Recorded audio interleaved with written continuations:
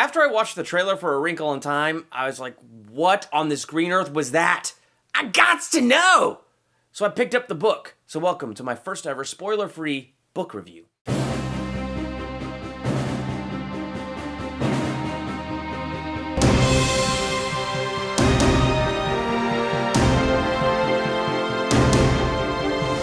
Welcome to Durbania. I'm Durbin, and I'm doing something brand new on my channel. This is my first ever book review, and my first ever book review will be A Wrinkle in Time by Madeleine L'engle, because that trailer tripped me out, and I wanted to know what on this green earth was I seeing when I was watching that trailer. So I picked up the book, and I was like, I'm gonna do this. I've had this sitting on my shelf for some time now. This is the Wrinkle in Time trilogy. My mom got this for me a while back. I just hadn't, picked it up and read it. And that trailer got me interested, so I picked it up and read it. If you're interested in checking out this book before the movie, I do have a link to it in my description as part of my Amazon Associates account. If you use that Amazon Associates link, a portion of that comes back to support me, and I would be greatly appreciative of that. Hitting the positives of this, I think one of the biggest positives of this book was just the overall story. I found it so interesting. Just to sum it up real quick, basically the father of this family has gone missing. He's been working with the government. He's been working on some high-profile stuff because he and his wife, they are scientists. And not just scientists, they are brilliant scientists. And kind of like Chris Pine in the movie where he says, imagine 91 billion light years traveled like that. That's kind of what this is about. And working on that very project, the father has vanished. And so that's what this is. The book even opens just with the vacuum that the father has been gone for a long time. His kids miss him. His wife misses him.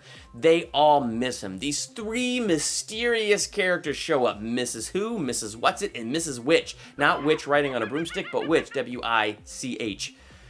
Weird names. You know they're otherworldly. And they teleport the father's children to these other worlds to find their father, who, in meddling with something he didn't quite understand, now finds himself somewhere in the universe held captive by a dark force. And now they must find and they must rescue their father. So on the surface right there, that is a really intriguing story. And I felt like even as I was reading the book, that story held up. Like it just kept getting better and deeper, and I was really enjoying it, and I was really enjoying following these characters because they were fantastic characters, and that's another positive for me in this. Great story, great characters. I mean, first off, you have Charles Wallace Murray, who is the youngest son of the father who has gone missing. And by youngest son, I mean he is not even in kindergarten yet. He's like 5 or 6 or something like that. But he is a genius, which is no surprise, because what this book really builds is this family is a family of geniuses. I mean, you already have the idea that dad is a genius. I've already mentioned the mom is a scientist, and she also is a genius. The family is a family of smart people, and Charles Wallace is no exception. But he is the exception. He's not just smart and he's not just genius. He has a genius level that exceeds his parents, and he's like 5 or 6. Now, on the surface when I was reading it, at first it came off a little cartoony. Because at some points, when Charles Wallace is talking, it's like I'm reading a thesaurus. It's like a thesaurus is talking. But that's just to get the idea of how intelligent this kid is. But what I liked about it is it moved past being cartoony and it became something mysterious. Because it's not just that Charles Wallace is a genius, and it's not just that he's gifted. He himself is something different. He himself is something special. So not only is he smart, not only is he a genius, there is a whole air of mystery that surrounds kind of who he is. And that honestly really intrigued me. On top of the fact that half the time I'd be reading his lines in the book, and I'd forget that a 6-year-old is saying these lines. But as soon as I would remember that a 6-year-old is the one talking, I would just laugh hysterically. But I mean that in the good way, because I'm just picturing this little kid being this smart aleck and having this much knowledge and this much of a vocabulary that he was just a great character. I really liked Charles Wallace Murray, and so he goes on this quest with his sister Meg and their friend Calvin to go rescue their father. Calvin is an interesting character because he's not related to Meg. He's not related to Charles Wallace. He's not related to the dad that has gone missing.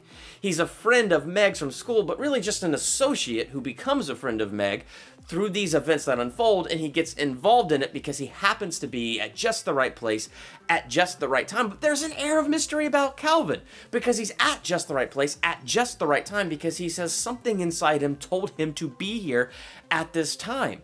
So what we're already getting set up is interesting characters that have some kind of mystery about them, that something is leading them, something has given them gifts. And so it's such a fascinating thing. And what I like most about Calvin, though, is he was such a supportive character. And not by that I don't mean just the supporting character, which he was, but he was a very supportive character. Like as they're on this quest to rescue Charles's and Meg's father, Calvin is such a support to these characters and such an encouragement to them. And so like he is pretty crucial to this little trio, even if he's not related to them. And then Meg, I would say, of the three, is the most relatable. And she should be. She's the lead. The book is from her perspective. The book is following her. In a sense, this really is her quest because she is incredibly empty on so many levels. I mean, the biggest level, obviously, she loved her dad, had a great relationship with her dad, and the way people look at her, the way people talk about her, the way people look at her and talk about her because her dad is missing, because they think he ran off with a floozy or any number of things, that kind of alienates her from her friends. And she just misses her dad so much. So she's kind of got that going, but she's also alienated from her friends because, again, genius family, and she's one of the geniuses in the family. But she's also alienated from her teacher because of how smart she is. Like, her teachers are trying to teach her a method of how to do things, and she finds the shortcuts and still does them right and does them with excellence, but she's not doing it the way that they are teaching her to do it. On many levels, she has a disconnect. So she's a very kind of lonely character, kind of made fun of, very misunderstood, and there's elements of this that I think make her a very relatable character, but it's more than just those elements. It's how she processes those elements. It's how she deals with those elements.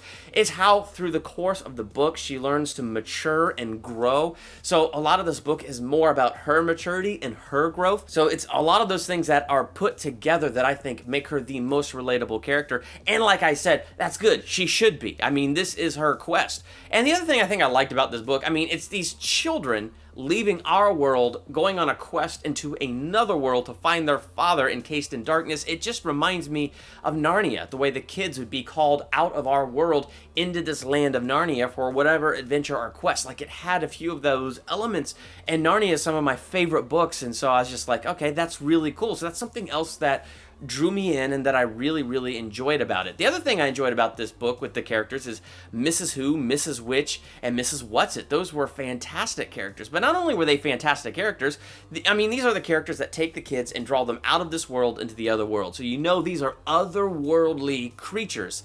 And you get some looks at these characters in the trailer. I mean, I think most notably Oprah Winfrey, but you get a good look at each of these characters in the trailer. But the way they're described in the book, I mean, I almost don't want to even go into what they really are. Because on the one hand, what they really are, it's a common thing to us and we know what that is, but we forget how supernatural and majestic that is.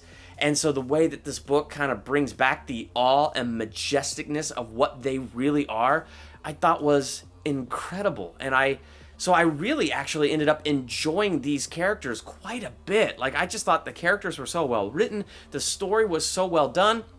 On top of, and this is me personally, something that I really enjoyed, was the little touch of where Christianity would be sprinkled in throughout this book. They'd be on another planet talking to another race of beings, and that race of beings would quote something from the Bible. But they weren't quoting it from the Bible. They were quoting it almost as if it was something they innately knew, as if it wasn't something that Paul or any author of the Bible wrote, but it was just something that is also belonging to them and belonging to their world. It's just a part of who and what they are.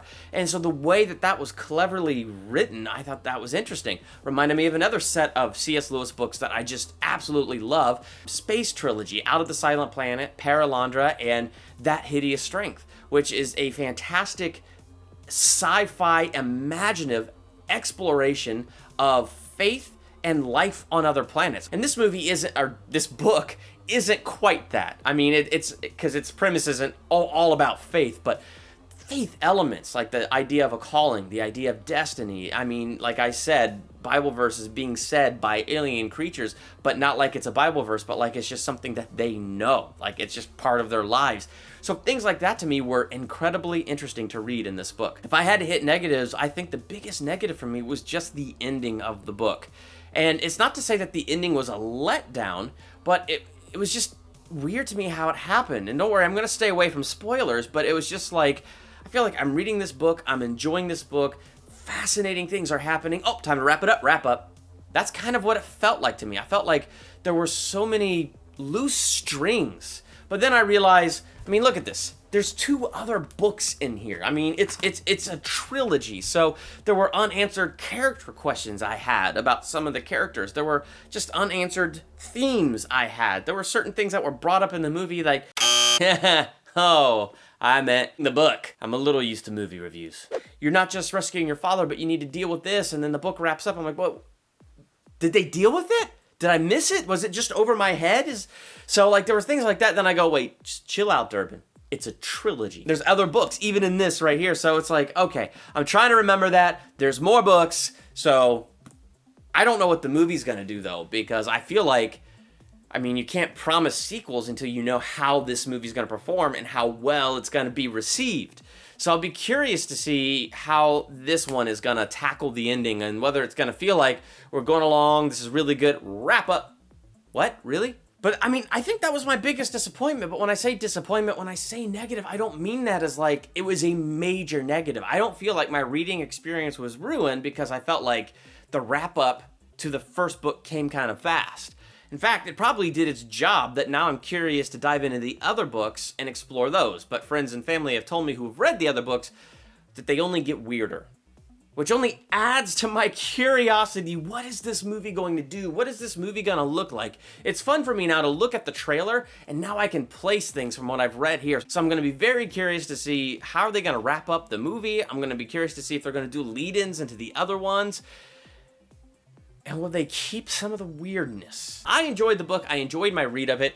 If you want to read it before the movie, I recommend it. I think it'd be fun to read it and then compare it to what you see on the big screen. For me, it's fun to have read it and compare what I've read to what I've seen in the trailer, trying to now place things and what they are. So in the end, I think I'm just going to go ahead and give this book a B+. I think I would give it a higher grade if I didn't feel like the ending kind of just suddenly happened. Like it kind of just, oh, well, we're at the end. Let's just wrap this up. But, you know, there's other books, and I might change my mind when I read the other books in the series. That could really change my view on how this one ended. So we'll see. One way or the other, it did change my view on the trailer, and it changed my view on the trailer in a positive light. Because for all the weirdness that trailer was, I watched the trailer, and now I can place things, and I have context for things, and I'm excited to compare what I read in the book to what I see on the big screen. Like I said earlier, if you'd like to check out the book, I have a link to that in my description, and it's a fantastic way to support Durbania as well through that Amazon Associates link. Like and share this video. Check out my other movie reviews and reactions and ranking videos and things like that here on this channel. I'm Durbin. Thank you for checking out Durbania.